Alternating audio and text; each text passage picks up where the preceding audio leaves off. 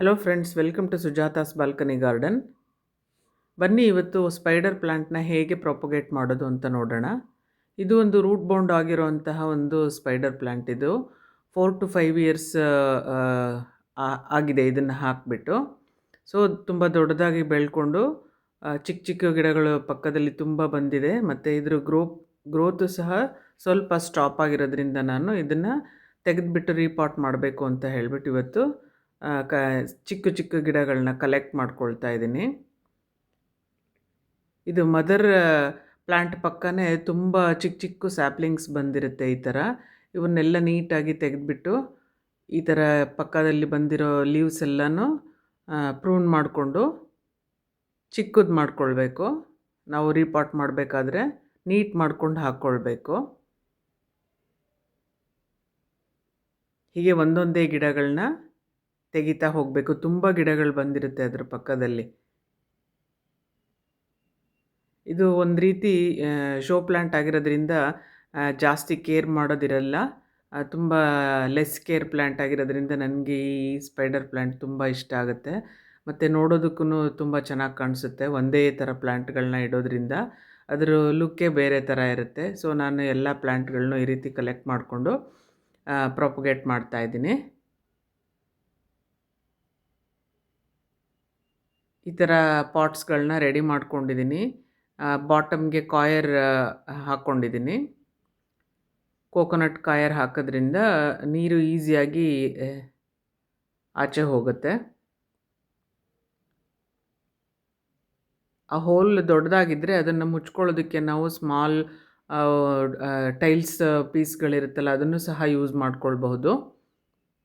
ನೀರು ಹೋಗೋದಕ್ಕೆ ಜಾಗ ಬಿಟ್ಬಿಟ್ಟು ನೀಟಾಗಿ ಕ್ಲೋಸ್ ಮಾಡಿಬಿಟ್ರೆ ಆಯಿತು. ಮಧ್ಯದಲ್ಲಿ ಸ್ವಲ್ಪ ಗ್ಯಾಪ್ ಬಿಟ್ಬಿಟ್ಟು ಅದ್ರ ಮೇಲೆ ಕೋಕೋನಟ್ ಕಾಯರ್ ಹಾಕಿದ್ರೆ ಯಾವತ್ತಿಗೂ ನೀರು ನೀಟಾಗಿ ಡ್ರೈನ್ ಔಟ್ ಆಗ್ತಾ ಇರುತ್ತೆ, ಕಟ್ಕೊಳ್ಳೋದಿಲ್ಲ. ಇವೆಲ್ಲ ಜಾಸ್ತಿ ದಿವಸ ಇರೋಂತಹ ಪ್ಲ್ಯಾಂಟ್ಗಳಾಗಿರೋದ್ರಿಂದ 4 to 5 ಇಯರ್ಸ್ ಆರಾಮಕ್ಕೆ ನಾವು ಇದರಲ್ಲಿ ಈ ದೊಡ್ಡ ದೊಡ್ಡ ಪಾಟ್ಗಳನ್ನಲ್ಲೇ ನಾವು ಮೇಂಟೈನ್ ಮಾಡ್ಕೊಂಡು ಹೋಗಬಹುದು. ಈ ರೀತಿ ಪಾಟ್ಗೆ ಮಣ್ಣನ್ನು ತುಂಬಿಸ್ಕೊಂಡು ಇದಕ್ಕೆ ನಾನು ಈಕ್ವಲ್ ರೇಷಿಯೋನಲ್ಲಿ ಕೌಡಂಗ್ ಫರ್ಟಿಲೈಸರ್ ಮತ್ತು ಗಾರ್ಡನ್ ಸಾಯಿಲ್ ಮತ್ತು ಸ್ವಲ್ಪ ರಿವರ್ ಸ್ಯಾಂಡ್ ಹಾಕ್ಕೊಂಡಿದ್ದೀನಿ. ಮತ್ತು ಕೋಕೋ ಪಿಟ್ ಸ್ವಲ್ಪ ಮಿಕ್ಸ್ ಮಾಡ್ಕೊಂಡಿದ್ದೀನಿ.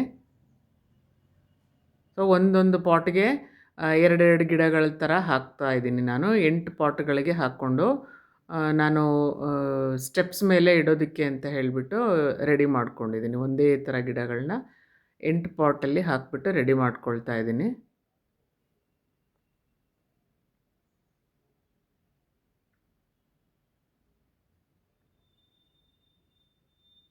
ಈ ರೀತಿ ರೀಪಾಟ್ ಮಾಡಿಬಿಟ್ಟು ಸ್ವಲ್ಪ ದಿವಸ ಅಟ್ಲೀಸ್ಟ್ 1 ವೀಕ್ ಆದ್ರೂ ನಾವು ಶೇಡಿ ಏರಿಯಾದಲ್ಲಿ ಇಟ್ಬಿಟ್ಟು ನಂತರ ನಾವು ಡೈರೆಕ್ಟ್ ಬಿಸಿಲಿಗೆ ಇಟ್ಬೋದು.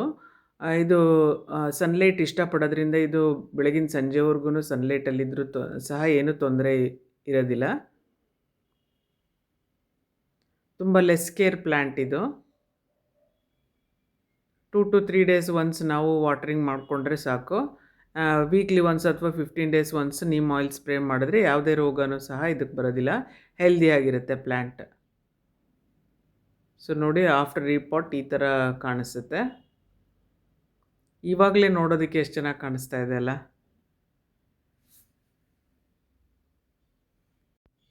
ಇದು ನಾನು ರೀಪಾಟ್ ಮಾಡಿರುವಂಥ ಹೈಬಿಸ್ಕಸ್ ಪ್ಲ್ಯಾಂಟ್. ಇದು ಆನ್ಲೈನಲ್ಲಿ ಪರ್ಚೇಸ್ ಮಾಡಿದ್ದು.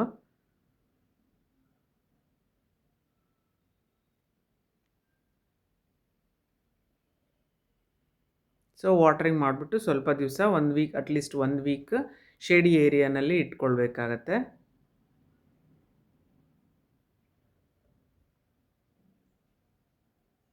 ಪಾಟ್ಗಳು ನಾನು ನರ್ಸರಿಗೆ ಹೋದವಾಗ ತಂದಿದ್ದು. ಒಂದೊಂದು 450 ಪಾಟ್ ಇದು. ಸೆರಾಮಿಕ್ ಪಾಟ್ಸ್ ಇವು. ನೋಡಿ, ಈ ರೀತಿ ನಾವು ಸ್ಟೆಪ್ಸ್ಗಳ ಮೇಲೆ ಇಟ್ಕೊಳ್ಳೋದ್ರಿಂದ ತುಂಬಾ ಚೆನ್ನಾಗಿ ಕಾಣಿಸುತ್ತೆ. ಒಂದೇ ರೀತಿ ಪಾಟ್ಗಳು ದೊಡ್ಡದಾದವಾಗ ತುಂಬ ಚೆನ್ನಾಗಿ ಇದು ಲುಕ್ ಇರುತ್ತೆ. ಈಸಿ ಕೇರ್ ಆಗಿರೋದ್ರಿಂದ ನನಗೆ ಈ ಪ್ಲ್ಯಾಂಟ್ಸ್ಗಳು ತುಂಬಾ ಇಷ್ಟ ಆಗುತ್ತೆ. Thanks for watching. Bye bye.